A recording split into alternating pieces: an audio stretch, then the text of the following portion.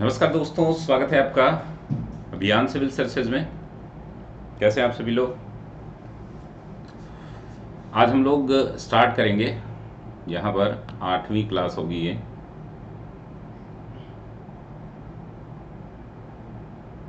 दो सौ से अधिक प्रश्न जो है हम लोग कर चुके हैं। अभी हम लोग बात करेंगे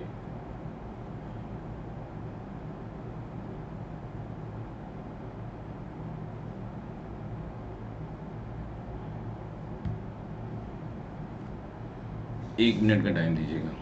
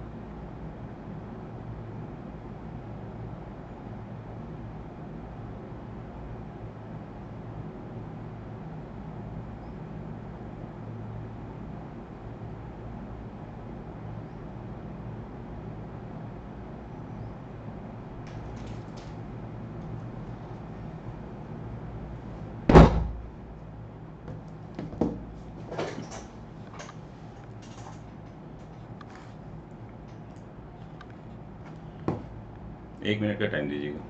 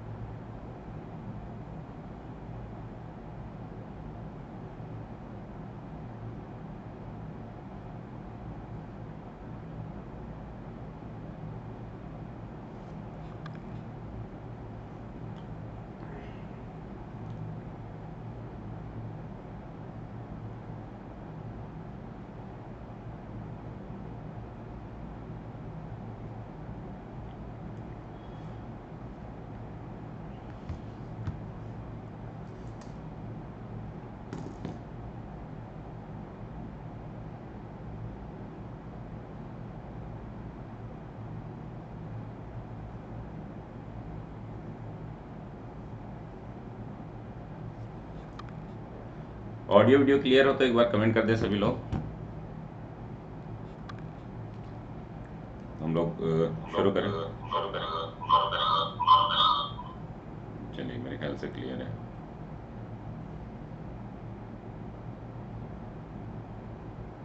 स्वागत है नेहा, सूरज। एक बार सभी लोग कमेंट कर दें।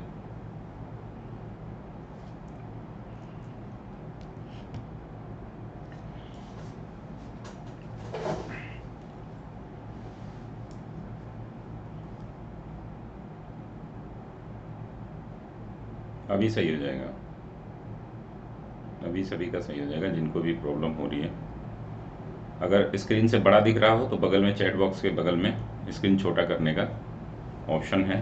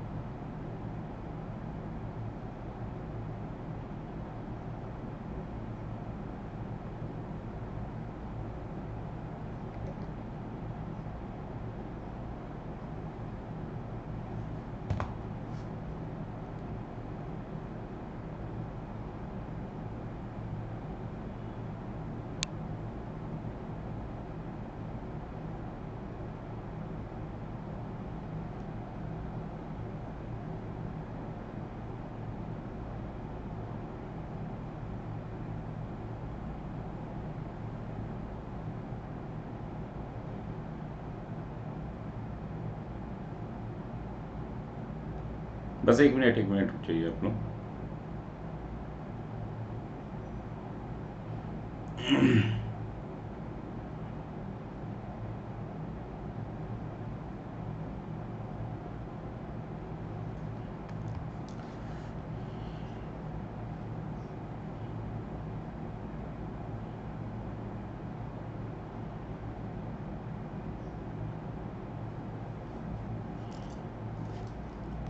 चलिए कमेंट कर दीजिए सभी लोग, और बीच बीच में थोड़ा सा कमेंट को लेकर के वो है तो चैट को लेकर के एक बार सभी लोग कमेंट कर दें।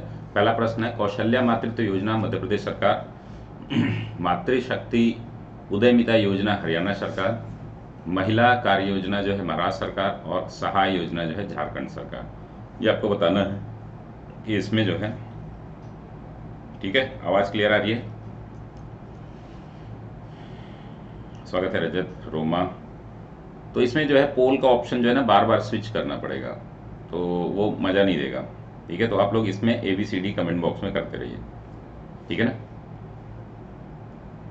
पोल का ऑप्शन जो है वो अभी दूसरे तरीके से हम यूज़ करेंगे। अभी जो है ABCD ऑप्शन जो है सभी लोग कमेंट करते रहे हैं। 1 और 3 सत्य है, 2 और 3 सत्य है, 2 और 4 सत्य हैं, वेरी गुड, और 1 और 2 सत्य हैं, 2 और 4 सत्य हैं। सभी के लगभग उत्तर जो है C आ रहे हैं। कितने लोग हैं? एक बार 10 लोग।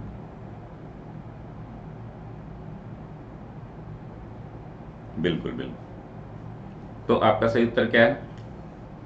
A, यानी कि असत्य मेल का चयन करना है इसमें, ठीक है ना? तो 2 और 4 जो लोग आप लोग कर रहे हैं ये सत्य के लिए कर रहे हैं, ये असत्य के लिए करना है, ठीक है? इसमें पूछ रहा है, वीडियो नहीं आ रहा? वीडियो क्यों नहीं आ रहा भाई? एक बार फिर से बाहर जाके फिर से आइए। देखिए, कौशल्या मातृत्व योजना जो है ये छत्तीसगढ़ सरकार चला रही है, ठीक है ना? कौन सी? छत्तीसगढ़, छत्तीसगढ़ की है, तो ये गलत है। और मातृशक्ति उद्यमिता योजना,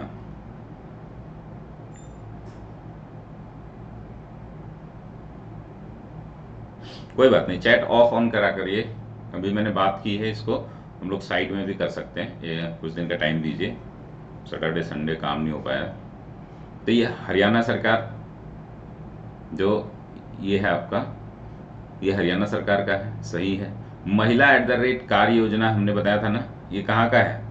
महिला कार्य योजना कर्नाटक सरकार का है, हम लोग किए है ना, हमारे नोट्स में है।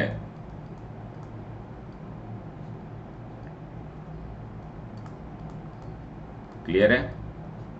और चौथा जो है वो सहाय योजना, सहाय योजना झारखंड के शिबू सोरेन। तो आप लोग जो लोग भी टिक कर रहे थे वो किसको कर रहे थे? सही को कर रहे थे। यहाँ पर पूछा क्या जा रहा है? असत्य पूछा जा रहा है, तो इसमें ध्यान रखा करिए। चलिए अगला प्रश्न करते हैं हम लोग। प्रधानमंत्री किसान सम्मान निधि के संदर्भ में निम्न कथनों पर विचार करें। योजना की शुरुआत 2018 में रबी सीजन में की गई थी। प्रधानमंत्री किसान सम्मान निधि, ठीक है ना, हिंदी में इंग्लिश में दोनों में एक ही है, ठीक है। योजना के तहत जो है 6,000 रुपये प्रतिवर्ष प्रत्येक पात्र किसान को 3 किश्तों में भुगतान किया जाएगा। इस योजना का लाभ 4 एकड़ खेती वाले जमीन से कम रकबा वाले किसानों को दिए जाने का प्रावधान है। आसान सा प्रश्न है, ठीक है। अच्छा, ऑप्शन नहीं दिख रहा, चलिए तो ऑप्शन नहीं दिख रहा है तो एक काम करते हैं,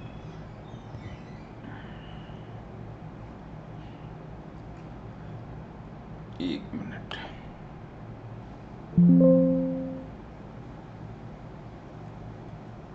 एक काम करते हैं हम लोग, इधर मैं कर लेता हूँ, मुझे मत देखिए आप लोग, ठीक है ना।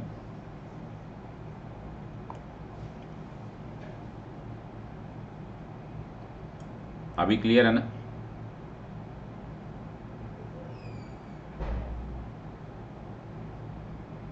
मेरा चेहरा देखने से बहुत मतलब है नहीं, जब ज़रूरत होगी तो हम आगे कर लेंगे। ठीक है। अब इसमें जो है आपको बताना है कि कौन सा उत्तर जो है सही, ठीक है ना।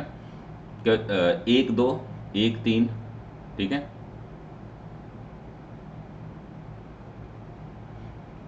दो तीन और दो। वेरी गुड, सभी लोग ऑप्शन कमेंट करिए।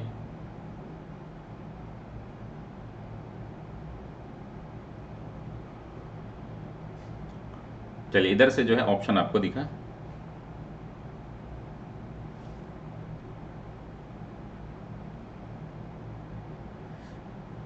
आपका फोन रूटेड तो नहीं है, कुछ लोगों को ब्लॉक किया गया है वेबसाइट द्वारा। जैसे जिसका भी रूटेड फोन हो या कुछ ऐसा हो तो मैं अभी अनब्लॉक कर दूंगा, ठीक है। चलिए सभी लोग कमेंट करिए। पूछा क्या जा रहा है कि सत्य कथन बताइए। तो आपका सही उत्तर क्या है? ए, एक और दो, यानी कि ये दिसंबर 2018 को शुरू किया गया था रबी सीजन से, ठीक है ना। कब? दिसंबर 2018, ठीक है ना। कब? 2019 के चुनाव से पहले एक इसको विपक्षी पार्टियों द्वारा जो है प्रोपोगेंडा भी बोला गया था कि केवल जो है ये चुनाव को लेकर के किया गया है, क्लियर है ना। लेकिन ये शुरू कब हुआ था इसको ध्यान में रखिएगा। ये शुरू हुआ था आपका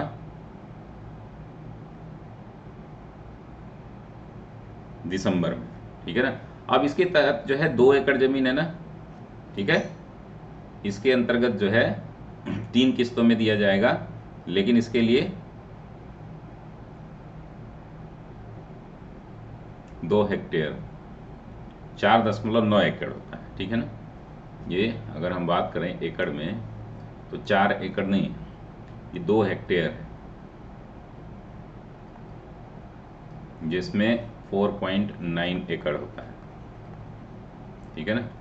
इससे कम जो है रकबा जिसके पास है उसको 4-4 महीने पर 2-2 हज़ार की, जो टोटल 6 हज़ार की किस्त दी जाती थी, ठीक है। चलिए आगे बढ़ते हैं, हम लोग थोड़ा जल्दी जल्दी करेंगे। दक्षिणी चीन सागर के संदर्भ में निम्न कथनों पर विचार करें। दक्षिण पूर्व एशिया में स्थित पश्चिमी प्रशांत महासागर का हिस्सा है। यह चीन के दक्षिण और पूर्व में तथा वियतनाम के दक्षिण में, फिलीपींस के उत्तर एवं बोर्नियो द्वीप में मध्य स्थित है। दक्षिणी चीन सागर की बात कर रहे हैं। अगर आप लोग हमारा फलाना एकेडमी पे क्लास किए होंगे ज्योग्राफी विद मैप, तो यहाँ पर आप कर लेंगे इसको। इसके सीमावर्ती देश उत्तर से दक्षिण क्रमशः चीन, Taiwan, Philippines, Malaysia, Brunei, Indonesia, Singapore और वियतनाम, क्लियर है। पार्सल द्वीप, स्प्रेटली द्वीप समूह, स्क्वारबोरो सोल द्वीप समूह इसी सागर में स्थित हैं और यहां से सभी से यूपीएससी में प्रश्न पूछा जा चुका है। आपको बताना है कि कौन सा उत्तर सही है। 1 2 3, 1 2 4, ठीक है, 1 3 4 और 2 3 4।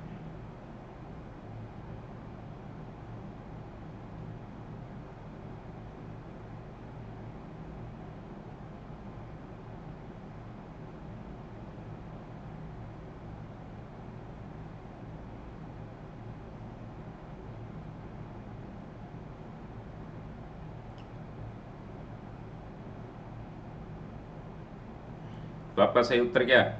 सी वाला उत्तर सही है, सी। ये तो बिल्कुल सही है, 4 वाला, ठीक है। तो ये तो कभी हो ही नहीं सकता, सी सही होगा। अब देखिए कहाँ कहाँ गलतियां की गई। दक्षिण पूर्व एशिया में स्थित पश्चिमी प्रशांत महासागर का हिस्सा है, ये कथन सही है। यह चीन के दक्षिण पूर्व में, सही है। वियतनाम के दक्षिण में, सही है। फिलीपींस के पश्चिम में है ये। अब देखिए जब भी आप साउथ चाइना सी देखेंगे तो इधर ऊपर चीन है, ठीक है ना, इधर ताइवान है, लगभग मान लीजिए कि सॉरी इधर ये इसके वियतनाम के दक्षिण में, यानी कि वियतनाम इधर है, ठीक है ना। हमेशा आप देखेंगे ये फिलीपींस आदि जो है इधर होंगे, ठीक है, फिलीपींस आदि जो है इधर होंगे। तो इस वजह से ये है फिलीपींस के किधर, दक्षिण में, पश्चिम में सब। और सारी लोकेशन एक बार याद कर लीजिएगा। और बोर्नियो द्वीप के पश्चिम में ना होकर के उत्तर में, ये वाला स्टेटमेंट आपका गलत है। बाकी इसके सीमावर्ती देश जो है कुल कितने हैं, 7 देश हमने गिनाए थे, 1 2 3 4 5 6 7 8 देश। ठीक है, 8 देश हैं कुल इसकी सीमा बनाते हुए। हाँ, तो इसलिए उलझाव इसलिए है कि आप लोग इसको याद कर लें। ठीक है ना, चलिए आगे हम बढ़ते हैं। क्षेत्रीय व्यापक आर्थिक भागीदारी RCEP के बारे में निम्न कथनों पर विचार करें। ठीक है, यह 15 देशों का समूह है। यह सदस्य देशों द्वारा अपनाया गया एक मुक्त व्यापार समझौता है जिस पर नवंबर 2020 में हस्ताक्षर किए गए। भारत, जापान और अमेरिका इसके सदस्य नहीं है। बहुत इंपॉर्टेंट प्रश्न है ये। ठीक है, इस पर जो है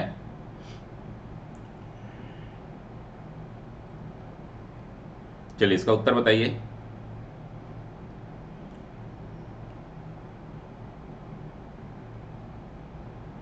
पूछ रहा है आपसे कि कौन सा कथन सही है, 1 2 2 3 1 3 2 3 और केवल 2। समझ के करिए, समझ के करिए कि कराया गया है सारा जो है अपने नोट्स में है। करंट अफेयर्स के जो भी नोट्स हैं अपने सभी प्रश्न जो है नोट्स में है।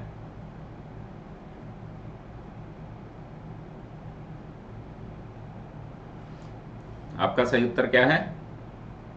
आपका सही उत्तर है 1 और 2। देखिए, जापान है इसका, भारत और अमेरिका नहीं है। ठीक है ना, जापान इसका सदस्य है। ठीक है,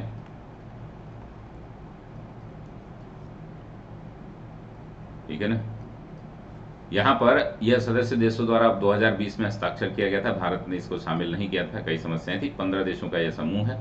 regional comprehensive economic partnership RCEP इसका फुल फॉर्म है। चलिए अगला प्रश्न देखेंगे। निम्न कथनों पर ध्यानपूर्वक पढ़ें। क्षेत्रीय आधार पर राष्ट्रीय ग्रिड प्रबंधन 70 के दशक में शुरू हुआ। भारत को ग्रिड के आधार पर 5 क्षेत्रों में विभाजित किया गया, जो कि क्रमशः उत्तरी ग्रिड, पूर्वी ग्रिड, पश्चिमी ग्रिड, उत्तर पूर्वी ग्रिड और दक्षिणी क्षेत्र है। हाल ही में Power Grid Corporation of India Limited ने one nation one grid one frequency यानी नेशनल ग्रिड के संचालन की वर्षगांठ मनाई। चलिए कौन सा कथन जो है सही है? राष्ट्रीय ग्रिड प्रबंधन। ठीक है, ये प्रश्न जो है मेरे ख्याल से मुश्किल प्रश्न है, लेकिन इसको जो है बस ध्यान ये रखना है कि इससे आपकी पूरी तैयारी हो जाएगी। यहाँ से प्रश्न जो है ये सारे मुद्दे जो है आपके इस समय वर्तमान में बने हैं लगातार, तो इससे जो है आपको ध्यान देना होगा। चलिए जल्दी से करिए। 115 का उत्तर है आपका सी। ये 70 के दशक में नहीं, किस में हुआ था? ये 60 के दशक में। ठीक है, 60 के दशक में ये शुरू हुआ था और ये बाकी दोनों जो है 5 क्षेत्रों में इसको ग्रिड को बांटा गया है। उत्तरी ग्रिड, पूर्वी ग्रिड, पश्चिमी ग्रिड, उत्तर पूर्वी ग्रिड और दक्षिणी ग्रिड। ठीक है, Power Grid Corporation of India Limited ने one nation one grid one frequency, ये बहुत इंपॉर्टेंट है। ठीक है, आपका उत्तर 2 और 3 सही है। निम्न कथनों पर विचार करें। आतंकरोधी समिति को 11 सितंबर 2001 को अमेरिका में आतंकवादी हमले के बाद गठित किया गया, बहुत चर्चा में था ये। ठीक है, भारत को 15 वर्षों बाद जनवरी 2022 में UNSC की आतंकवाद रोधी समिति की अध्यक्षता प्राप्त हुई है। एक एक पॉइंट आप लोगों ने पढ़ा है। ठीक है, संयुक्त राष्ट्र में भारत के स्थायी प्रतिनिधि TS तिरुमूर्ति ने संयुक्त राष्ट्र सुरक्षा परिषद आतंकवादी रीत समिति के अध्यक्ष के रूप में कार्य किया है। ये आपको बताना है कि कौन सा सही है। ध्यान से आपको पढ़ना है।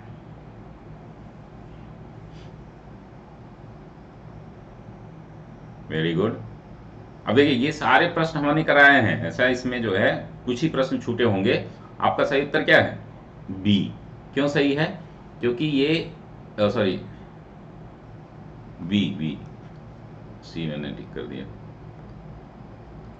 इसमें बी उत्तर सही है। अब क्यों सही है तो आपको पता ही है कि 10 साल बाद इसको मिली है ना, 15 वर्षों बाद नहीं, 10 साल 2012 में था, ये हमने पढ़ाया था ना। टी.एस. तिरुमूर्ति के बारे में जब बता रहे थे, हम लोग बात कर रहे थे, तो 2012 में भारत पहले सदस्य था, ठीक है, और अभी जो है 10 साल बाद फिर से यूएनएससी की इसको अध्यक्षता मिली है। तो ये गलत है दो, अब जैसे ही दो गलत हुआ, ये गलत हो गया, ये गलत हो गया, ये गलत हो गया, ठीक है ना। टी.एस. तिरुमूर्ति इस समय है भारत के स्थायी प्रतिनिधि और अध्यक्ष भी हैं। केंद्र ने शैक्षणिक संस्थानों और सरकारी नौकरियों में आर्थिक रूप से कमजोर वर्गों ईडब्ल्यूएस के लिए 10% आरक्षण के लिए 3 सदस्यीय समिति का गठन किया है। निम्न में से कौन सी समिति के सदस्य नहीं है? ये उतना टिपिकल प्रश्न है, लेकिन इसमें आपको एक बार देखना चाहिए। 217 नंबर प्रश्न का उत्तर दीजिए, थोड़ा जल्दी जल्दी दीजिए, सभी लोग दें उत्तर। और मुझे लग रहा है बहुत लोग जुड़ नहीं पा रहे हैं, क्लास से बहुत लोग जुड़ नहीं पा रहे हैं। अजय भूषण पांडे, वीके मल्होत्रा, राजीव सिन्हा और संजीव सान्याल सदस्य नहीं है, पूछ रहा है, ठीक है ना।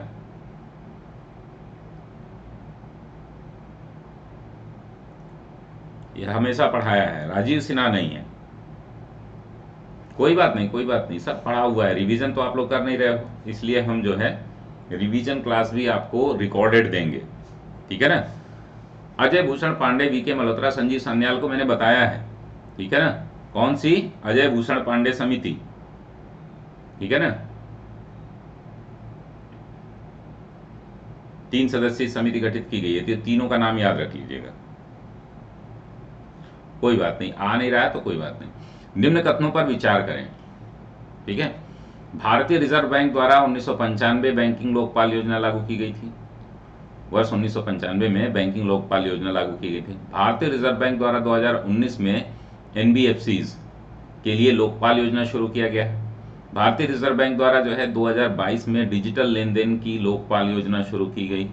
अब ये देखिए, सब जो है पढ़ा हुआ है आपने, लेकिन इसमें बताना है कि कौन सा सत्य है।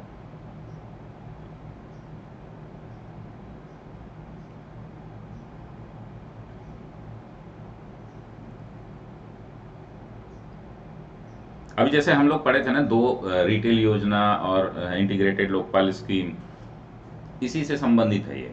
आपका सही उत्तर क्या है? केवल एक। चलिए कमेंट मत करिए, केवल एक सही है, ठीक है, केवल एक सही है। क्यों? क्योंकि ये आरबीआई द्वारा वर्ष 2020 में डिजिटल लेन देन के लिए जो लोकपाल शुरू किया गया था, वह 2020 में न शुरू करके कब शुरू किया गया था? 2019 में। क्लियर है? और ये भारतीय एनबीएफसीज के लिए ये 2018 में किया गया था। केवल भारतीय रिजर्व बैंक द्वारा लोकपाल। अभी हाल ही में क्या हुआ है? 2 स्कीम हमने देखी थी ना, क्या था? एक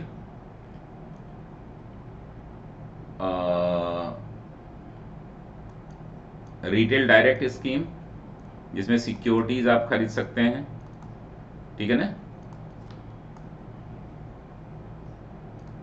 और इंटीग्रेटेड लोकपाल स्कीम थी ना, आरबीआई द्वारा Lokpal scheme.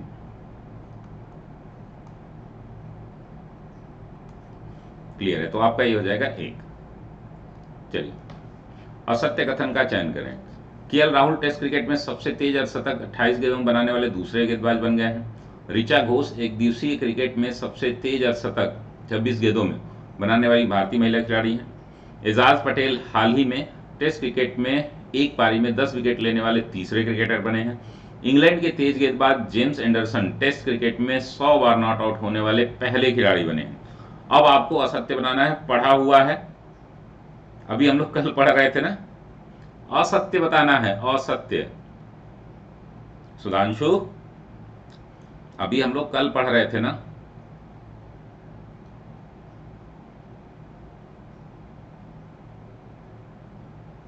Very good, very good, हाँ वेरी गुड, बहुत बढ़िया, बहुत बढ़िया सुधांशु। आपका उत्तर ए है, ठीक है ना। अब ये ए कैसे है? ये 28 गेंदों में जो अर्धशतक बनाया है केएल राहुल ने नहीं बनाया है, किसने बनाया है? चलिए ये सब मान लीजिए, क्रिकेट में बहुत ज़्यादा इंटरेस्ट नहीं है आप लोगों का, तो ये है ऋषभ पंत श्रीलंका के खिलाफ।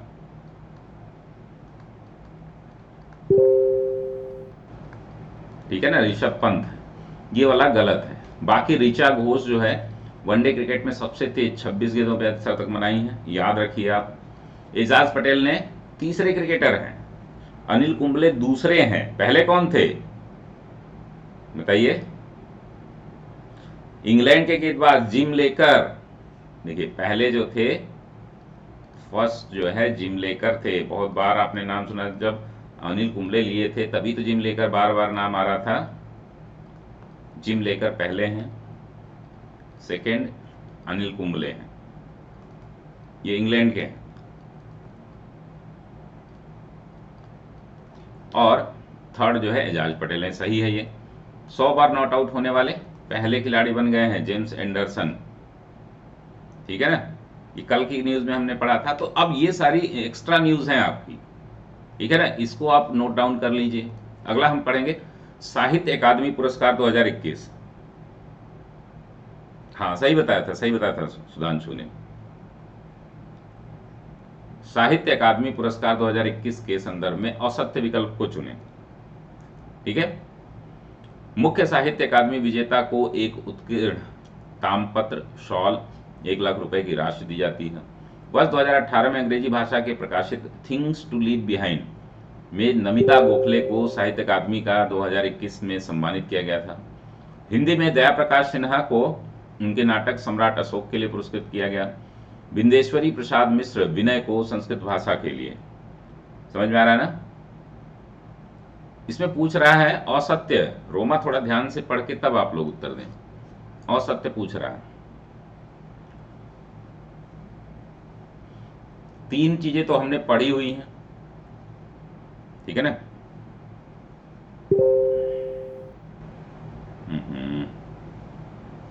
देखिए इसमें जो है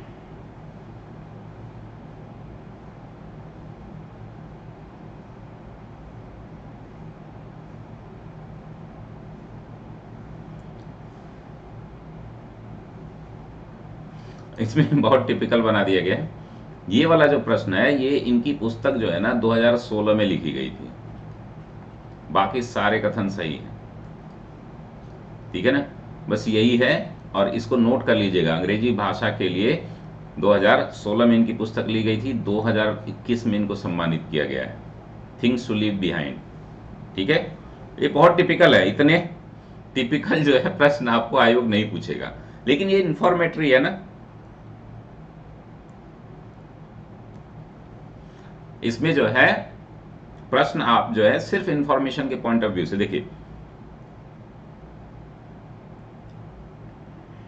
अब देखिए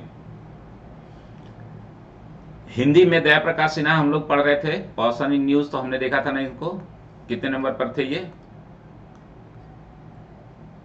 43 नंबर पर दया दरवाजा तोड़ो, ठीक है ना, सम्राट अशोक के लिए देखे थे।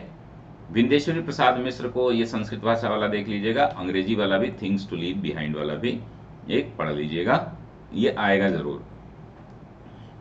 नवीनतम पुस्तकें हम उसके लेखक, इनडोमिटेबल, प्रश्न आ रहा है नहीं आ रहा है, यहां से प्रश्न जरूर आएगा एग्जाम में, ठीक है ना।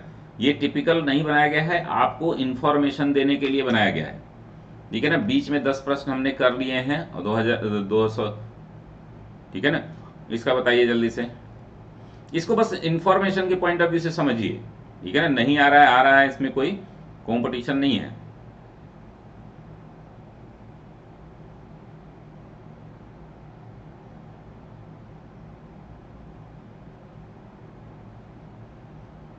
Information, indomitable working woman, notes on life and leadership Arundhati Bhattacharya, India's women unsung heroes Kiran Bedi, the 10 trillion dream Subhash Garg, a little book of India, celebrity 75 years of independence Ruskin bond, ठीक है ना।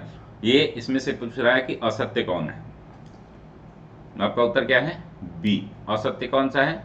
B. India's women unsung heroes जो है वो किसकी पुस्तक है? मीनाक्षी लेखी, जो बीजेपी की नेता हैं, मीनाक्षी लेखी। अब इसमें असत्य पूछा है तो आपको ऐसा नहीं कि आप सब याद रखेंगे, ठीक है ना। आपको इसलिए बताया गया है कि ये सारे सही है ना, तो 3 इंफॉर्मेशन तो आपको एक्स्ट्रा मिल गई, और एक मान लीजिए आपको नहीं पता था तो पता कर लेंगे। इनकी पुस्तक जो है फियरलेस गवर्नेंस, किरण बेदी की पुस्तक कौन सी है जो चर्चा में है? फियरलेस गवर्नेंस, ठीक है ना, फियरलेस गवर्नेंस। चलिए आगे हम लिख लीजिए यहां पर, किरण बेदी। तो पुस्तकों की एक मैं सूची दे दूंगा, और छोटे छोटे जो चुटके हैं ना, अभी मैं चुटके कल डाउनलोड अपलोड कर दूंगा आपको। लगभग जो है ना 40 पेज के हैं, 40 इंफॉर्मेशन है जो 10-10 मिनट के होंगे, और यहाँ से ना आपको 8-10 प्रश्न मिल जाएंगे। 10-10 मिनट के वीडियोस जो है मैं बना करके अपलोड कर दूंगा। एक एक पेज का नोट्स है वो आपको यहाँ पर मिल जाएगा। कुछ रिपोर्ट्स हैं, कुछ अलग चीज़ें हैं जो आपको पढ़नी है। चलिए आगे बढ़ते हैं हम लोग। निम्नलिखित कथनों पर विचार करें। देश का पहला खिलौना निर्माण क्लस्टर का निर्माण जो है कोप्पल में किया गया। कोप्पल में महादेव मंदिर बेसर शैली में बनाया गया, जिसका निर्माण 1112 ईस्वी में, ठीक है, महादेव ने कराया था। ठीक है, अब इसको बताइए कौन सा कथन जो है सही है?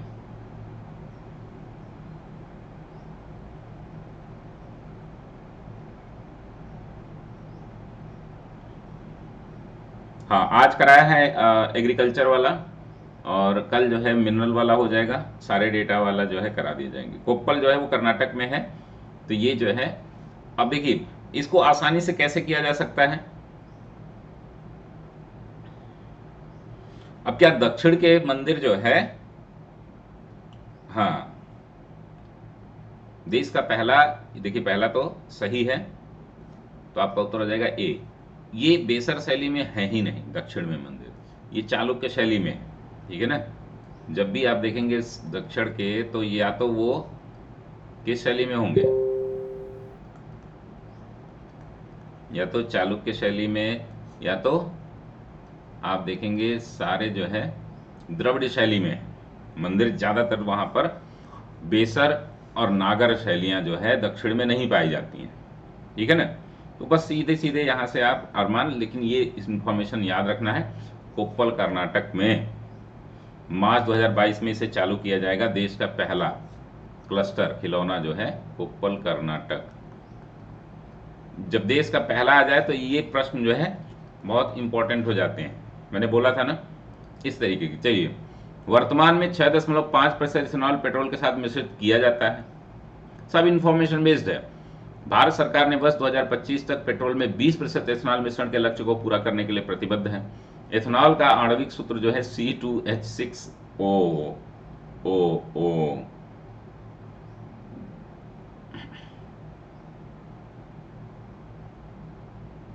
बताइए, उत्तर बताइए।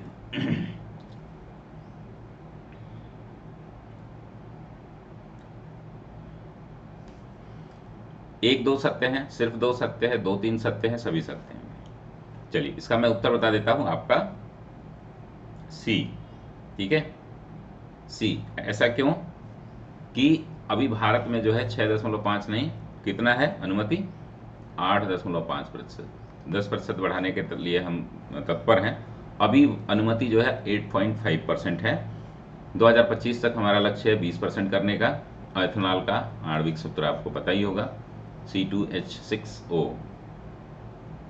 अब ये 2 नीचे होता है, इसको थोड़ा सा आप लोग देख लीजिएगा। ग्रीन एनर्जी कॉरिडोर किससे संबंधित नहीं है? Maharashtra, Paschim Bangal, Uttar Pradesh, Haryana, Gujarat. Green energy corridor,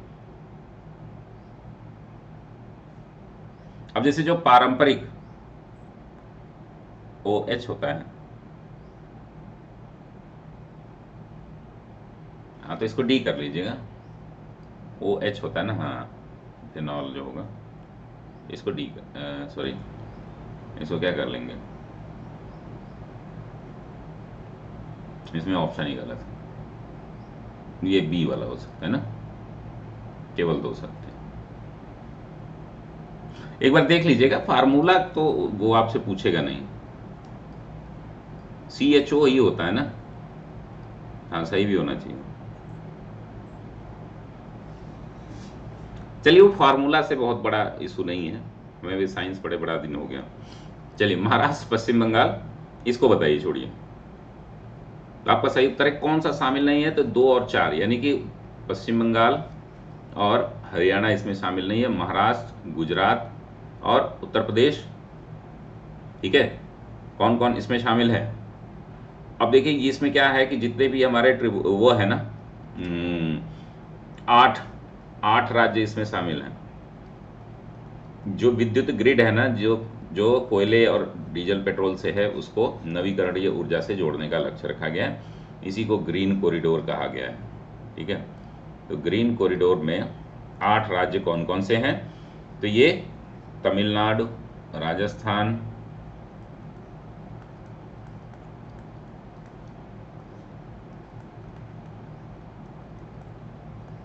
Uttar Pradesh है, मैंने बताया था ना कि इसको याद रखना है आपका, कर्नाटक, आंध्र प्रदेश, महाराष्ट्र,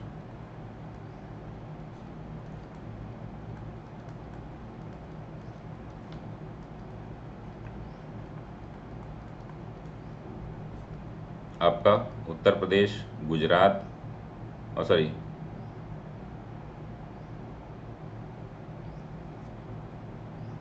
इसमें उत्तर प्रदेश नहीं है ना,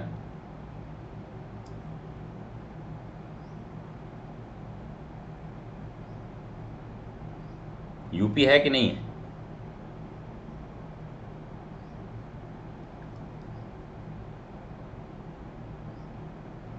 यूपी नहीं होगा मेरे ख्याल से।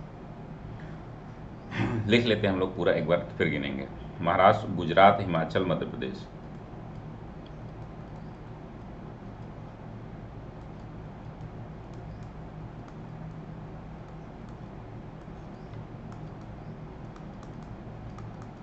एक, दो, तीन, चार, 5, 6, 7, 8, यही 8 हैं, उत्तर प्रदेश भी नहीं है। हालांकि ऑप्शन से आपके यही है, ठीक है ना, यूपी नहीं है, ध्यान रखना है, यूपी नहीं है, केरल नहीं है। इंट्रा स्टेट ट्रांसमिशन सिस्टम जो है,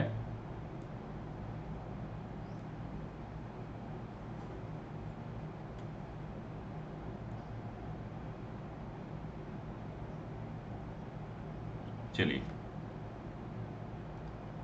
आज़ादी का अमृत महोत्सव कब शुरू हुआ था, चलिए आसान प्रश्न भी आ जाइए। 2030 तक 450 गीगावाट जो है,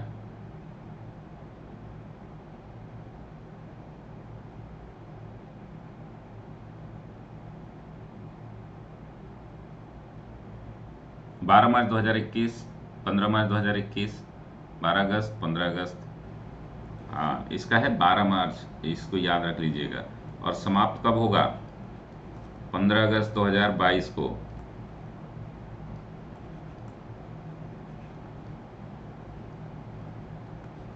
दोनों डेट याद रखनी है आपको, 12 मार्च 2021 से शुरू हुआ था और 15 मार्च 2022 तक चलेगा ये।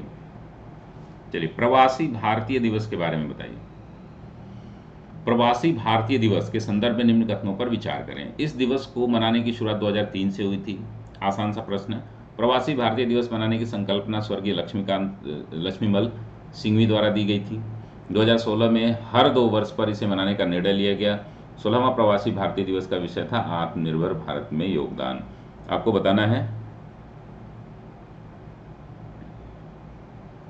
2023 तक मनाया जाएगा।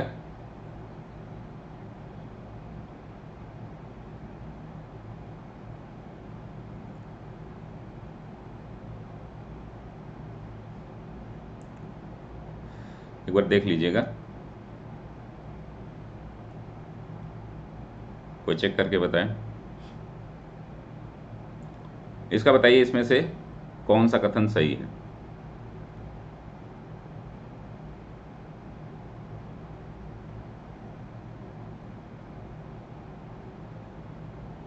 तो देखिए इसमें पूछ दिया है ये सारे उत्तर, आपका सिर्फ ये है कि कथन 3 असत्य है। 2015 से हर वर्ष जो है ना, 2015 से हर वर्ष 2 साल पे मनाने का निर्णय लिया गया था, ठीक है ना। इस बार जो है प्रवासी दिवस जो है नई दिल्ली में आयोजित किया गया था, नाम याद रख लीजिएगा। 16वां प्रयास प्रवासी दिवस जो है वो 2021 में न्यू दिल्ली, और इसकी थीम क्या थी? आत्मनिर्भर, self reliant India, contribution in self reliant India. ये थोड़ा चेक करिए, अंशुल अंशुल जो बता रही हैं वो कोई चेक करके बताएं। आत्मनिर्भर भारत अमृत भारत महोत्सव। चलिए, पढ़े भारत अभियान के संदर्भ में निम्न कथनों पर विचार करें। शिक्षा मंत्रालय ने पढ़े भारत का 100 दिवसीय पठन अभियान शुरू किया है। इस अभियान में बाल वाटिका से 8वीं तक में पढ़ाई करने वाले बच्चे शामिल किए जा रहे हैं। अच्छा, इसको 2023 लिख लीजिएगा, 2023, ठीक है, इसको 23 कर लीजिएगा। शिक्षा मंत्रालय ने पढ़े भारत का 100 दिवसीय पठन अभियान शुरू किया है। इस अभियान में बाल वाटिका से 8वीं तक पढ़ाई करने वाले बच्चे शामिल किए जा रहे हैं, ठीक है।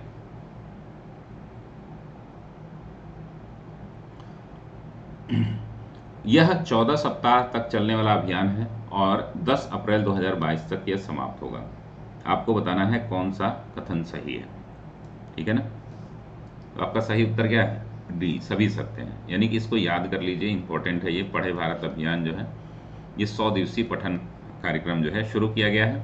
इस अभियान में बाल वाटिका से 8वीं तक पढ़ाई करने वाले सभी बच्चे शामिल होंगे। 14 सप्ताह तक चलने वाला अभियान 10 अप्रैल 2022 को समाप्त हो चुका है, ठीक है। चलिए, निम्न कथनों पर विचार करें। रेलवे सुरक्षा बल रेल मंत्रालय के अधिकार के तहत काम करता है। आरपीएफ ऑपरेशन अमानत के तहत। आप लोग ना ऑप्शन पे अब कमेंट रहने दीजिए, मेरे ख्याल से कमेंट ब्लिंक कर लीजिए, ठीक है, और इसको जल्दी जल्दी समझ लीजिए। ज़्यादा प्रश्न है, ये नोट्स में शेयर कर दूंगा, ठीक है। तो बहुत ज़्यादा आप रिवीजन कर लीजिए केवल, ठीक है ना। मैं उत्तर जल्दी जल्दी बताते चल रहा हूँ क्योंकि बहुत ज़्यादा प्रश्न है। अभी 500 प्रश्न है, अभी ख़त्म नहीं होंगे जल्दी। इसको कम से कम कमेंट करने में टाइम जा रहा है, और ज़्यादातर चीज़ें जो है आप लोग नहीं पढ़े हैं तो नोट्स के रूप में इसको बना लीजिएगा, ठीक है। और इसकी डिटेल एक्सप्लेनेशन भी मैं पीडीएफ में हिंदी और अंग्रेजी दोनों में ही आपको ग्रुप में शेयर कर दूंगा, मतलब ग्रुप क्या, हमारे ऐप पे। रेलवे सुरक्षा बल रेल मंत्रालय के अधिकार के अंतर्गत काम करता है। आरपीएफ ऑपरेशन अमानत के तहत यात्रियों को उनका छूटा हुआ सामान वापस कर सेवा प्रदान कर रही है। आरपीएफ मिशन जीवन रक्षा के तहत मिशन मोड में लोगों की जिंदगी को बचा रही है। तो आपका सही उत्तर क्या है? इसमें कथन 1 2 सत्य है, सिर्फ 2 ये आपको बताना है। 4 ऑप्शन भी मैं नहीं पढ़ रहा हूं, सीधे आपका सही उत्तर है डी, ठीक है ना। सभी कथन सही हैं, यानी कि ये रेलवे सुरक्षा बल रेल मंत्रालय के अधिकार के तहत कार्य करता है। ऑपरेशन अमानत याद कर लीजिएगा, इंपॉर्टेंट है ये, सीधे एग्जाम में आएगा। और आरपीएफ मिशन का एक ये भी है जीवन रक्षा, मिशन जीवन रक्षा, ये भी आप याद रखेंगे। जल पुरस्कार के संदर्भ में असत्य कथन का चयन करें। उत्तरी क्षेत्र, ठीक है, और इसमें दिया है क्षेत्र दिया है, और इसमें दिया है जिला, सर्वश्रेष्ठ क्षेत्र। अब इस तरीके के नहीं पूछेंगे प्रश्न, लेकिन ये जो है पूर्वी क्षेत्र में बलरामपुर पश्चिम बंगाल की जगह ये पूर्वी चंपारण क्या है? बिहार है। बस इतना याद रखिएगा।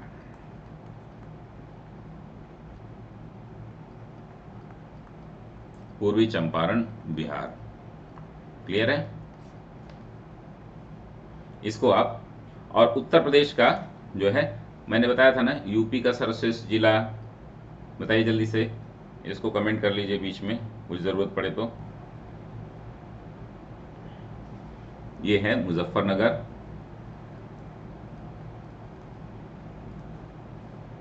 मुजफ्फरनगर जो है उत्तर प्रदेश का है। और गांव में हम देखेंगे तो बलुआ गांव है ना, बलुआ गांव वाराणसी।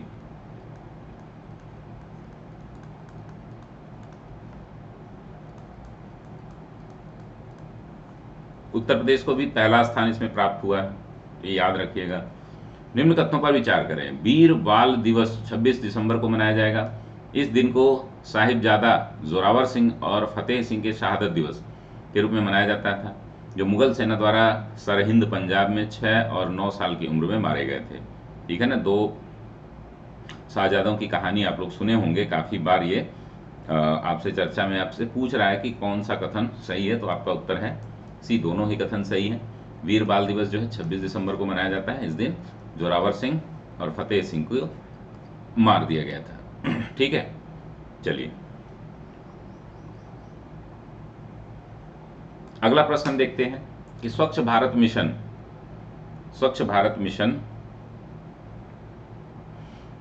क्या बोलते हैं इसको, स्वच्छ भारत मिशन ग्रामीण के अंतर्गत ODF प्लस स्थित वाले शीर्ष 5 राज्यों का सही क्रम क्या है। ठीक है ना, इसमें पूछ रहा है कि शीर्ष 5 राज्यों का सही क्रम बताइए।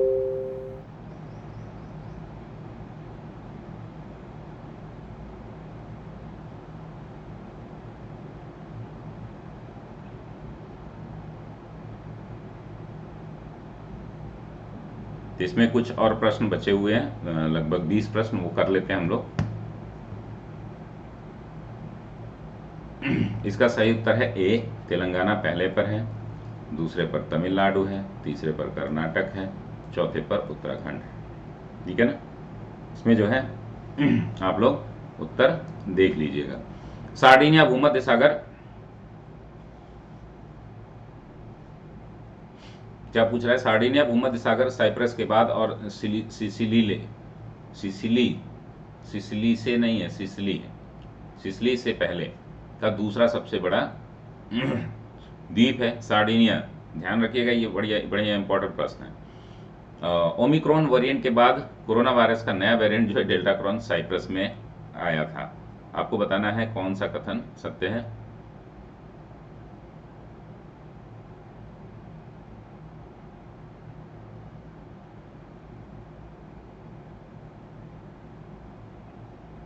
केवल 2।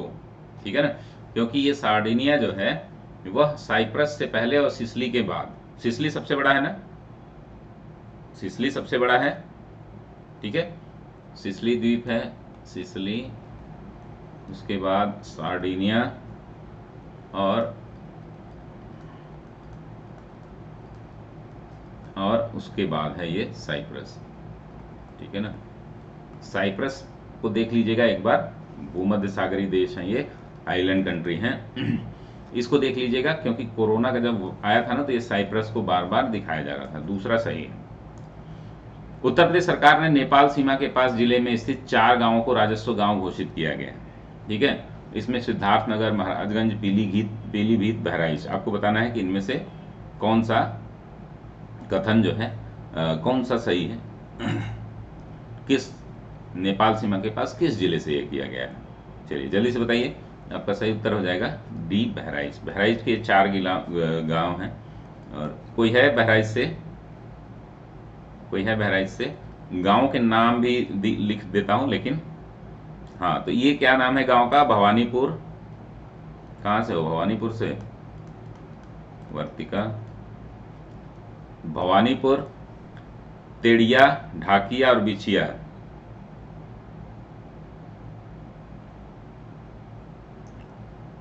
टेड़िया,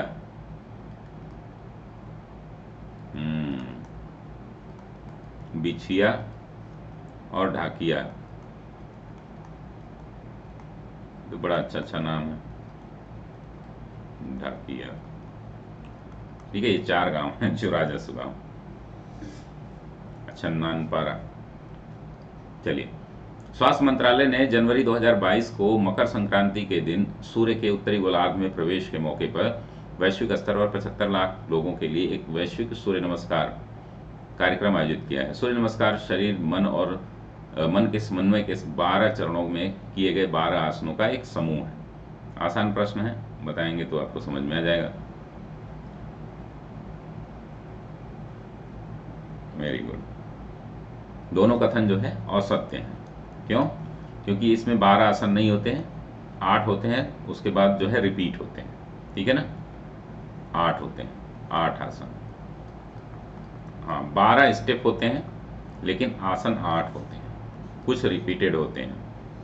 ठीक है ना, बाकी जो है ये 75 करोड़ है, 75 करोड़ है ना, 75 लाख तो बहुत आसान है। ये 75 करोड़ सूर्य नमस्कार, ये 75 लाख।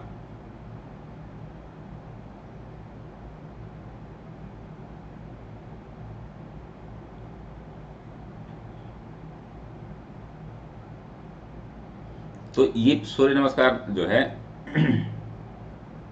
75 करोड़ ही है ना।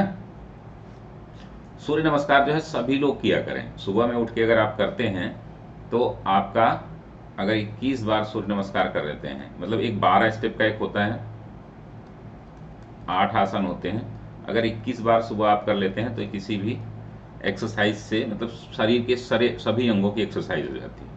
लेकिन इसकी जो है प्रॉपर विधि सीख करके ही करें। जैसे इसमें सांसों की प्रक्रिया सबसे इंपॉर्टेंट होती है, ठीक है ना। सांसों के साथ साथ इसमें ध्यान ये भी देना होता है कि मंत्रों के साथ भी होते हैं, ठीक है ना। ओम अर्काय नमः, ठीक है। अगर आप कर रहे हो, अच्छा वो तो प्रणाम होता है सूर्य नमस्कार का। हाँ, भास्कराय नमः, तो सूर्य के 12 नाम, ठीक है। उन नामों को गूगल करेंगे आप, आ जाएंगे, उनके मंत्रों के साथ जो है आप करें। राष्ट्रीय युवा दिवस, भारत में राष्ट्रपति ज्ञानी जैल सिंह के कार्यकाल के समय इस दिवस की शुरुआत की गई थी। अच्छा 75 लाख है, हाँ वही देख रहा था ना, लेकिन इसकी डेट जो है बदली होगी, 14 जनवरी को करना है। ये 75 लाख ही है, मैं उसी में कह रहा था कि करोड़ ना हो। ये 75 लाख ही है, लेकिन डेट जो है 15 जनवरी नहीं है, कितनी है वही मैं कंफ्यूज था। ये 14 जनवरी नहीं, 14 जनवरी को,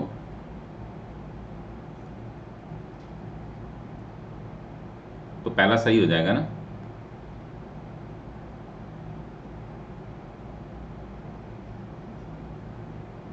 हाँ 14 सही है, पहला वाला आपका सही हो जाएगा, सिर्फ एक, ठीक है, ओनली वन, इसको करेक्ट कर लीजिएगा।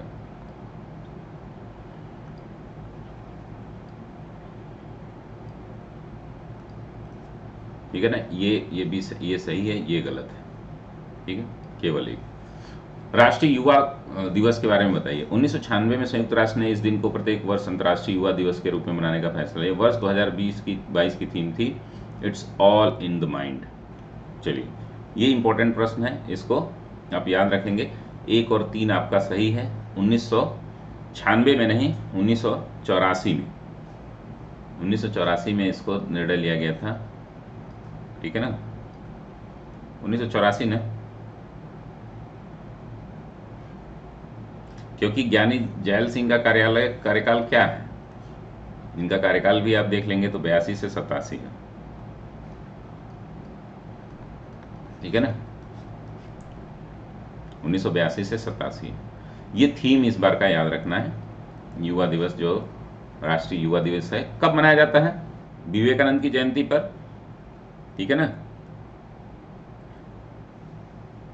12 जनवरी को, प्रत्येक वर्ष जो है 12 जनवरी को, ठीक है ना। चलिए आगे हम देखते हैं। फिलीपींस ब्रह्मोस मिसाइल सिस्टम खरीदने वाला पहला देश बनेगा। हाल ही में फिलीपींस ने बाल विवाह को अवैध कर बना दिया। फिलीपींस दक्षिणी प्रशांत महासागर में स्थित एक पूर्वी एशियाई देश है। इसमें आपको बताना है कौन सा कथन सही है। तो आपका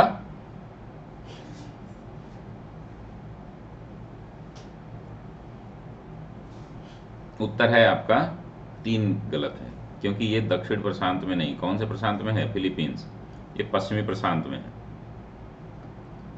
ठीक है, पश्चिमी प्रशांत में, बाकी चीजें सही। दक्षिण पूर्व एशियाई देश है लेकिन पश्चिमी प्रशांत में है। हरेला पर्व का संबंध उत्तराखंड से है। हरेली त्योहार का संबंध छत्तीसगढ़ से है। देश का पहला ड्रोन मेला ग्वालियर में मनाया गया।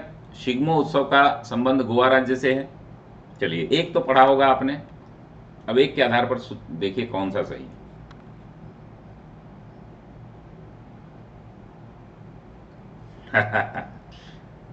ऐप बहुत ही इंटरेक्टिव, बहुत शानदार है, मजा आ रहा होगा आप लोगों को। थोड़ा सा इसमें क्या है कि सारे कोर्सेज पेड रखने पड़ेंगे, भले ही इसको थोड़ा तो बताइए। तो सभी कथन जो है सही हैं, ठीक है, सभी सही हैं ये, इसको याद कर लीजिएगा। ग्वालियर वाला तो पता ही है आपको, ग्वालियर ड्रोन मेला ग्वालियर ये पढ़ाया था हमने। हरेला उत्तराखंड एक बार पढ़ाया था, बाकी ये दोनों नहीं पढ़ाया गया है, ठीक है। तो आप लोग याद रखें, हरेली जो है छत्तीसगढ़ का है, हरेला जो है उत्तराखंड का है। हाँ, सभी सही है, इसको नोट कर लीजिएगा। हाल ही में जारी एक रिपोर्ट के अनुसार देश में जंगल में आग लगने की घटना में सर्वाधिक वृद्धि वाले शीर्षक। अच्छा प्रश्न है, जंगल में आग लगने की घटनाएं जो है आए दिन हो रही हैं, ठीक है, वैश्विक लेवल पे भी थी, और इस पर भी इसका सही उत्तर है। पहले पर उत्तराखंड है, दूसरे पर छत्तीसगढ़ है, तीसरे पर बिहार है, चौथे पर झारखंड है, और पांचवें पर हिमाचल प्रदेश है, ठीक है ना। उत्तराखंड एक नंबर पर, ध्यान रखिएगा।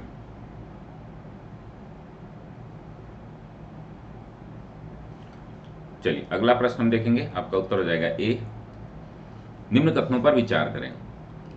देश में कुल 53 टाइगर रिजर्व हैं, जिसमें सबसे नवीनतम टाइगर 53वां टाइगर रिजर्व हाल ही में छत्तीसगढ़ के गुरु घासीदास, ठीक है, राष्ट्रीय उद्यान और तमोर पिंगला वन्य जीव अभ्यारण्य में संयुक्त क्षेत्र को घोषित किया गया है।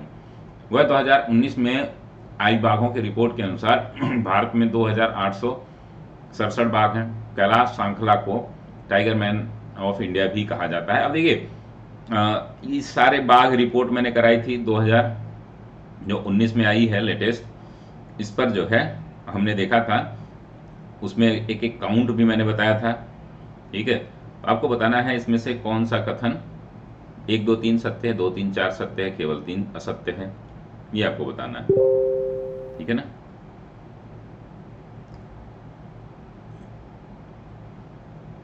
देखिए केवल 3 असत्य है, क्योंकि ये 2967 है, समझ में आ रहा है ना। 867 नहीं है, 967 है। सबसे ज्यादा कर्नाटक, हमारा सबसे ज्यादा एमपी में बाघ की संख्या जो है हमने बताई थी ना कि कहाँ कितना है, ठीक है ना। सबसे ज्यादा कहाँ पर है, एमपी में 526, उसके बाद 524 कर्नाटक में, 2 कम है, ठीक है ना। तो ये तीसरा जो है ये गलत है, ठीक है ना। तो ये आपका हो जाएगा सी, 3 असत्य। बाकी 53 टाइगर रिजर्व है, बहुत इंपॉर्टेंट प्रश्न है ये। 53वां जो है गुरु घासीदास कहाँ है, छत्तीसगढ़। कैलाश सांखला को टाइगर मैन ऑफ इंडिया भी कहा जाता है। ऐसे आएंगे नहीं, आपको ये पढ़ाने के पर्पज से होता है। देखिए हम लोग टेस्ट लेते हैं सिर्फ आपके ज्ञानवर्धन के लिए, टेस्ट इसलिए नहीं लिया जाता है कि आप जो है, अब इसीलिए मैंने बोला ना टेस्ट सीरीज मार्केट से खरीद के ले आइए, ठीक है ना। वो सारी टेस्ट सीरीज जो है ना प्रॉपर बनी हुई है, उसमें कुछ ही प्रश्न आएंगे, ये तो आपको इनरिच करने के लिए होता है। कब बनाया जाता है बाघ दिवस, 29 जुलाई। ये सब प्रश्न जो है यूपीएससी लेवल के प्रश्न हैं, ये सब यूपी पीसीएस इतना लंबा लंबा प्रश्न नहीं पूछता है, ठीक है।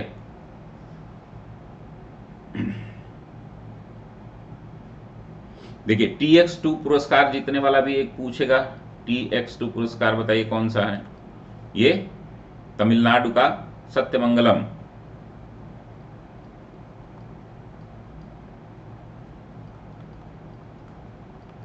क्लियर है ना। सत्यमंगलम TX2 है। Tiger of India, man of India इनको बोला ही जाता है सांखला को। तो ये प्रश्न जो है काफी इंपॉर्टेंट है। राष्ट्रीय पर्यटन दिवस कब मनाया जाता है, इसे बता दीजिए। है आपका 25 जनवरी को राष्ट्रीय पर्यटन दिवस जो है, और वहीं पर विश्व पर्यटन दिवस जो है 25 सितंबर को। विश्व वाला जो है